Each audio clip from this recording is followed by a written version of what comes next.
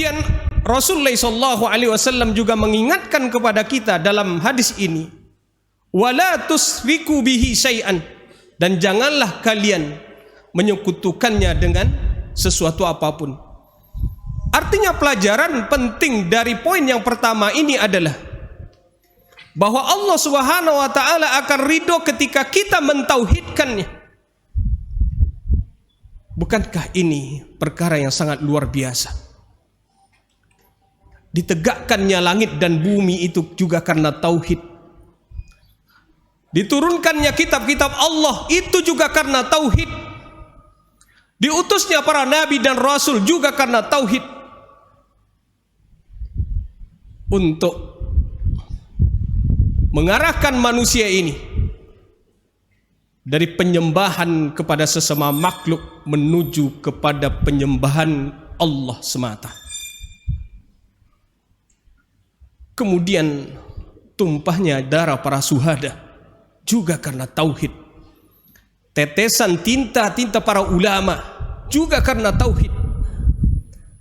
Terjadinya peperangan antara yang hak dengan yang batil juga karena tauhid.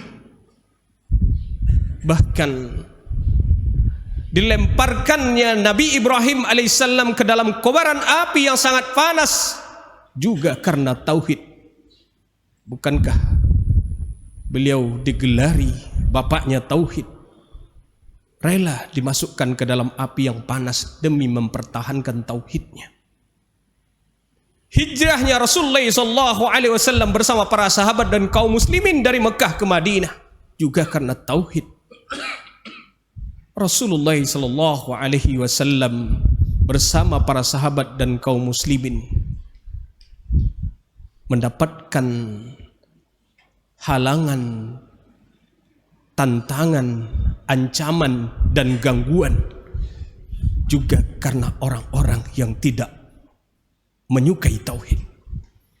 Maka dari sini kita paham jamaah yang dirahmati oleh Allah Subhanahu wa taala, tauhid adalah hak Allah yang harus ditunaikan oleh hambanya. Maka beruntunglah orang yang memiliki tauhid, dan hinalah orang-orang yang tidak memilikinya. Ini yang pertama yang diridhoi oleh Allah Subhanahu wa taala, an ta'buduhu wa la tusriku bihi syai'an. Ya, Allah akan ridho ketika apa?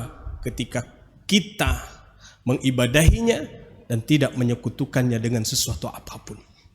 Kemudian yang kedua, kata Rasulullah SAW, Allah itu akan ridho kepada kita, kepada hamba-hambanya, yaitu apa? An ta'tasimu bihablillahi jami'an wa la tafarraqu. Ya. Ketika kalian berpegang teguh kepada tali agama Allah. Apa itu tali agama Allah? Agama Allah itu sendiri, syariat-syariat Allah, apa yang dibawa oleh Rasulullah ini, manhaj yang telah dibawa oleh Rasulullah SAW, pegang kuat-kuat, mengikuti panduan Al-Quran dan As-Sunnah. Artinya, kalau kita pengen mendapatkan ridho Allah Subhanahu wa taala, berpegang teguhlah di atas syariat Allah Subhanahu wa taala. Kemudian wala tafarraqu. Pesan Rasulullah SAW kepada kita, kalau kita juga ingin mendapatkan ridho Allah, dan janganlah bercerai-berai, bersatulah di atas keimanan dan agama yang telah kita akui kebenaran ini. Karena betapa mengerikannya ketika umat Islam ini berpecah, semuanya akan lemah. Lapangkan dada kita di atas perbedaan-perbedaan yang ada. Satukan hati kita, tautkan rantai-rantai yang mulai putus, sehingga Islam ini akan menjadi kuat. Kalau yang diriwayatkan oleh Imam Muslim, ini poin yang ketiga, wala tafarraqu. Tetapi dalam lafaz Imam Malik, ya, atau hadis yang diriwayatkan oleh Imam Ahmad, di poin yang ketiga beliau menjelaskan, Rasulullah SAW menjelaskan, wa antanasahu mawwalahu Allahu amrakum.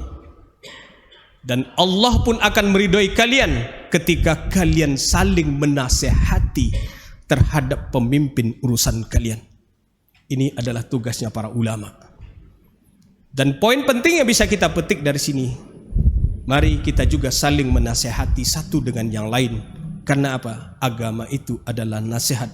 Bukankah orang yang beruntung itu, orang yang tidak merugi itu adalah diantaranya watawasau bil haqq watawasau bis sabr.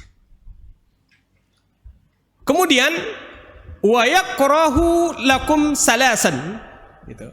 Dan juga Allah membenci kalian pada 3 perkara tadi. Yang pertama kata Rasulullah SAW adalah qila wa qala, desas-desus, kabar yang tidak tahu sumbernya. Maka apa? Jangan telan mentah-mentah berita itu. Kalau bahasa kerennya hari ini apa? Hoax ya. Cek dulu kebenarannya. Allah nggak suka dengan katanya-katanya, desas-desus. Kemudian yang kedua, wa kasratus su'al, yaitu apa? Banyak bertanya yang tidak ada manfaatnya.